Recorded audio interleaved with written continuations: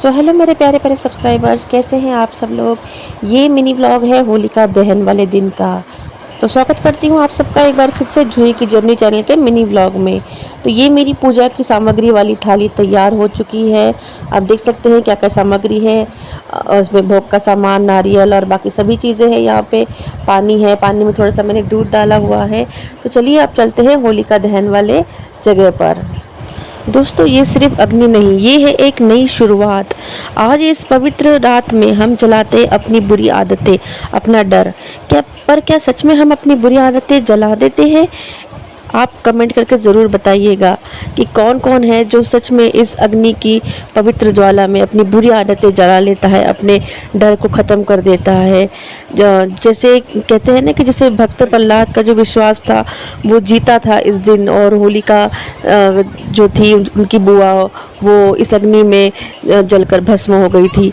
तो वैसे ही हर अंधेरे के बाद जो रोशनी आती है वो एक उम्मीद की किरण, एक उजाला लेकर ही आती है। तो यहाँ पे फ्रेंड्स, हमने सबसे पहले होली की पूजा की।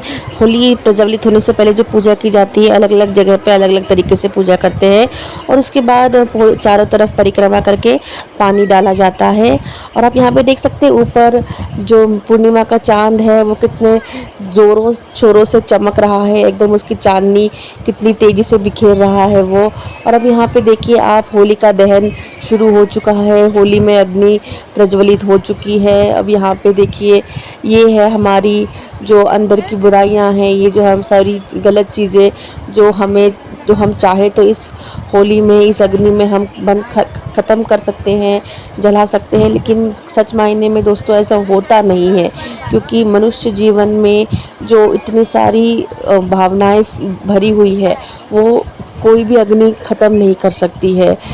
लेकिन हम प्रार्थना ज़रूर करते हैं कि हमारे जीवन में और हम सभी के जीवन में प्रेम, शांति, सुख और समृद्धि और सभी चीज़ें जो हम चाह रहे हैं वो हमारे जीवन में आ जाए। और जो सच की जीत होती है, जो भक्ति की शक्ति है, वो हम ज़रूर इन सब का अनुभव करें। और इसी कामना के साथ मैं अपने सभी सब्सक्राइबर्स को होलिका दहन की हार्दिक शुभकामनाएं देती हूँ।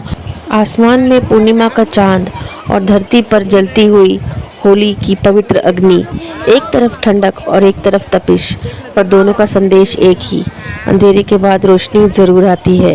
फिर दोस्तों, हमने जलती हुई अग्नि की प्रदक्षिणा की, परिक्रमा की, और इस तरह से हमारा होलिका दहन की पूजा और दर्शन संपन्न हुए। मिलती हूँ अगले मिनी ब्लॉग में। Bye bye.